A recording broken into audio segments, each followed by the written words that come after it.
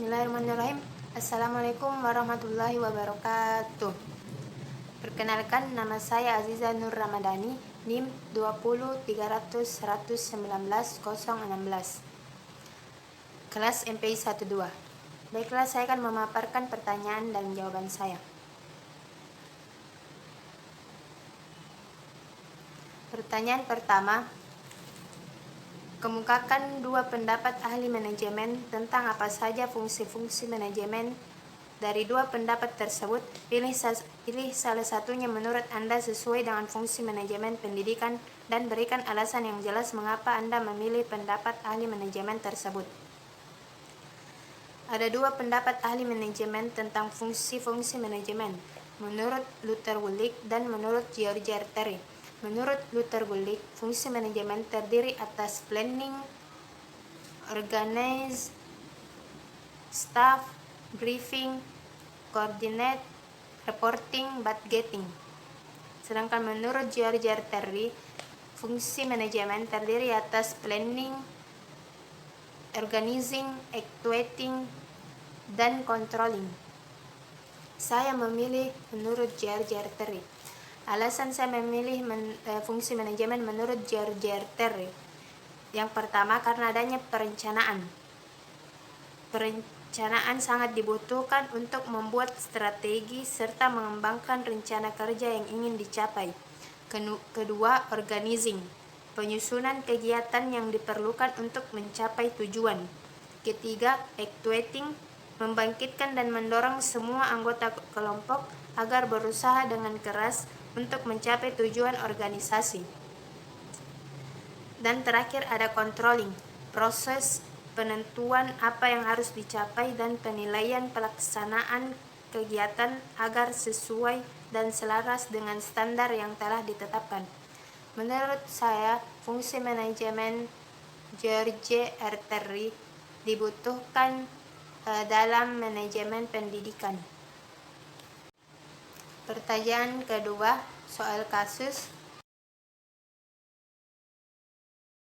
Solusinya, pertama, tetap mengikuti peraturan yang telah diterapkan oleh sistem pendidikan. Mengubah konsep awal metode kurikulum menjadi alur yang benar untuk mencapai suatu tujuan yang sebenarnya. Membantu para guru untuk menerapkan metode kurikulum yang telah diubah agar siswa dapat mudah memahami kurikulum yang diterapkan. Mempermudah materi kurikulum agar para siswa tidak mengeluh dengan materi kurikulum yang sulit. Meningkatkan strategi perencanaan para guru agar kualitas para guru tidak rendah. Dengan mengajar, guru diharapkan untuk mampu menyiapkan siswa dalam sikap dan perkataan sesuai aturan yang berlaku. Guru diharapkan untuk memahami karakter setiap siswa karena karakter siswa yang satu dengan yang lainnya berbeda-beda. Memaksimalkan media pembelajaran sekolah.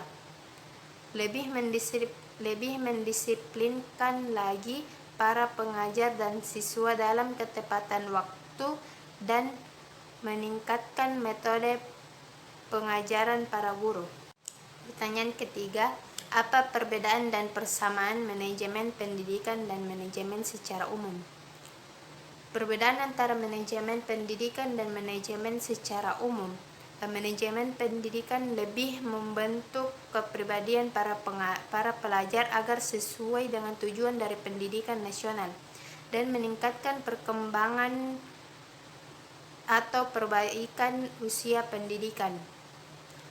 Sedangkan manajemen secara umum lebih mementingkan evaluasi kinerja, meninjau dan mengkaji situasi, kemudian melakukan penyesuaian dan koreksi jika ada sesuatu penyimpangan pada suatu pelaksanaan strategi yang akan dipilih secara efektif dan efisien agar mencapai tujuan yang ingin dicapai atau yang telah ditetapkan sebelumnya oleh perusahaan. Pertanyaan keempat, kemukakan yang dimaksud dengan perencanaan dan mengapa suatu kegiatan atau lembaga atau perusahaan perlu membuat perencanaan. Perencanaan adalah salah satu fungsi dari manajemen yang paling penting, di mana di dalamnya terdapat aktivitas mendefinisikan tujuan organisasi, membuat strategi, serta mengembangkan rencana kerja organisasi. Dalam suatu kegiatan atau lembaga ataupun perusahaan perlu membuat perencanaan untuk membantu proses pengambilan keputusan terbaik dan mencapai efektivitas dan efisien yang sesuai dengan kegiatan lembaga. Dengan begitu, maka dapat dilakukan upaya mengidentifikasi berbagai hambatan, melakukan koreksi terhadap penyimpangan sesegera mungkin, sehingga lembaga dapat dilakukan dengan baik dan lembaga tersebut dapat tercapai. Karena apabila suatu kegiatan dilaksanakan tanpa perencanaan, tentunya malah akan mengambil resiko yang lebih banyak dalam menjumpai gangguan pada saat pelaksanaannya. Pertanyaan terakhir, siapa saja yang membutuhkan manajemen? Kemukakan pendapat Anda. Yang membutuhkan manajemen adalah semua orang, kelompok, ataupun organisasi. Manajemen dibutuhkan oleh semua orang dan penting dalam kehidupan sehari-hari. Dengan adanya manajemen, kita bisa mengatur semua kegiatan agar dapat dilakukan dengan efisien dan efektif. Tanpa adanya manajemen, kegiatan semua orang dalam kehidupan sehari-hari akan tidak teratur. Contoh penting manajemen dalam kehidupan sehari-hari adalah pentingnya kita memanajemen keuangan.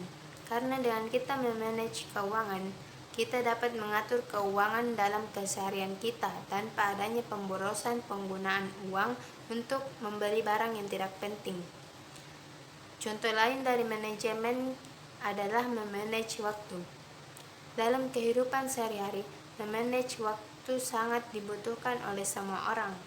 Memanage waktu harus dilakukan agar dapat memanfaatkan waktu sebisa mungkin. Karena jika kita tidak memanage waktu, apa yang telah kita agendakan tidak akan pernah tercapai. Sekian dari pemaparan saya, kurang dan lebihnya mohon dimaafkan. Wabillahi taufik wal hidayah. Wassalamualaikum warahmatullahi wabarakatuh.